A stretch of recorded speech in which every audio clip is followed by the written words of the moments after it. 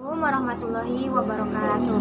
Nama saya Mia Rahmawati dari kelas B dengan NIM 12030300069, jurusan Hukum Tata Negara Fakultas Syariah dan Hukum, UIN Sunan Gunung Jati. Di sini saya akan sedikit menjelaskan tentang ilmu sosial dasar. Sebelum memasuki ilmu sosial dasar, saya akan menjelaskan sedikit tentang pengertian dari ilmu itu sendiri. Ilmu yang berasal dari bahasa Arab, ilmu yang berarti pengetahuan. Kemudian, secara terminologi ataupun secara istilah, ilmu adalah pengetahuan yang telah dimiliki seseorang. Kemudian ada yang menyebutkan istilah seperti ini.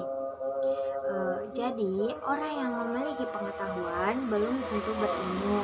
Kemudian orang yang berilmu sudah pasti berpengetahuan.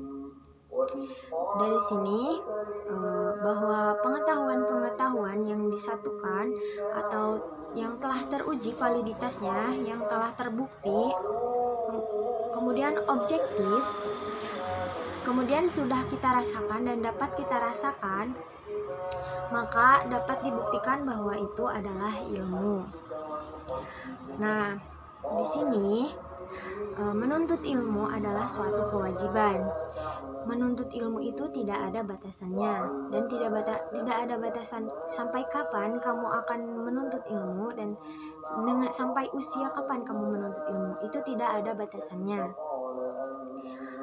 Kembali lagi kepada ilmu yang telah teruji validitasnya ataupun telah teruji objektif gitu ya, telah kita rasakan, seperti seumpamanya api itu panas. Kita bisa merasakan bahwa api itu memang panas. Nah, dan dapat dirasakan bahwa ya memang api itu emang panas. Tidak bisa dirubah tidak bisa dirubah menjadi api itu dingin. Tidak bisa dirubah, dan api itu panas sudah terbukti dan sudah dapat dirasakan. Kemudian kembali kepada sosial. Sosial adalah tingkah laku atau perilaku manusia di dalam kehidupan masyarakat, ataupun secara singkatnya adalah interaksi sosial. Nah, di sini ilmu sosial adalah disimpulkan bahwa ilmu sosial adalah ilmu yang mempelajari tentang tingkah laku ataupun menelaah semua tingkah laku, perilaku kehidupan manusia di dalam interaksi sosialnya, di dalam ruang lingkup bermasyarakatnya. Jadi bahwa bisa dikatakan kita sebagai makhluk sosial ataupun zon politikon, kita tidak bisa hidup secara individu ataupun secara sendiri. Kita membutuhkan manusia lain ataupun orang lain di dalam kehidupan kita untuk menyuplai kehidupan kita, menyempurnakan kehidupan kita.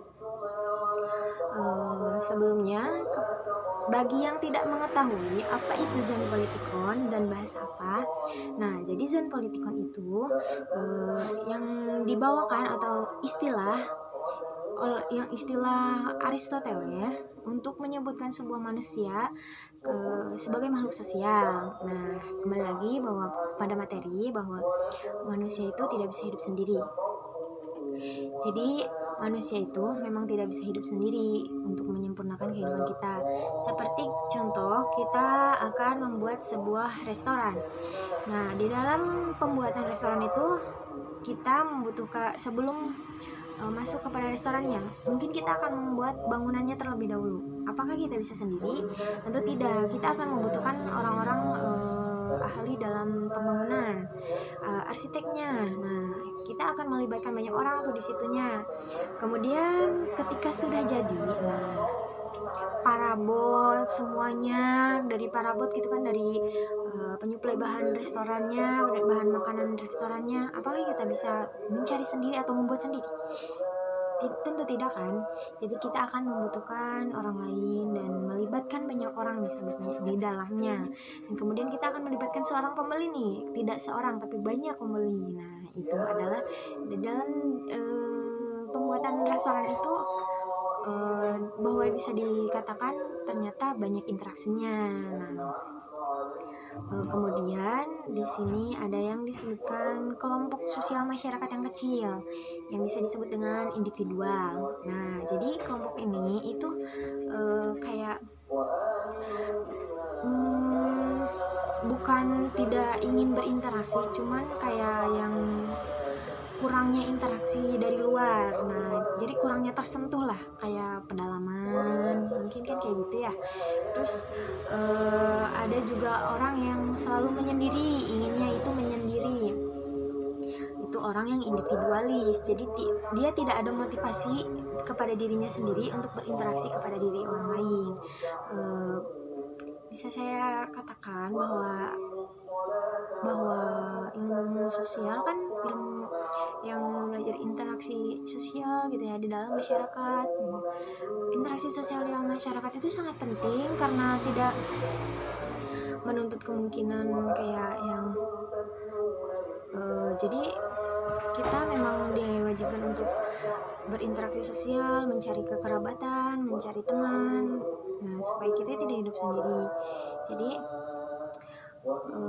di sini kemudian ada banyak sekali yang mempermasalahkan tingkat kasta atau tingkat tahta di dalam masyarakat seperti kaya, miskin. Nah, itu sering terjadi ya, sering interaksi sosialnya sangat kurang.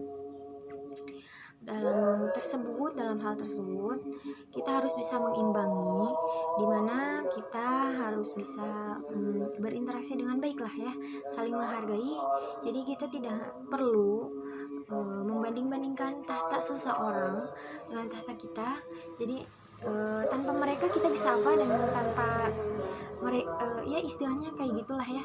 Jadi kayak yang bahwa manusia itu saling membutuhkan, dan jangan pernah kalian mengucilkan satu sama lain di dalam interaksi sosial tersebut. Kemudian banyak sekali masalah sosial pada pemuda, interaksi sosial, ada ruang lingkup sosial. Masalah ruang lingkup sosial itu seperti masalah warga dengan negara, masalah pemuda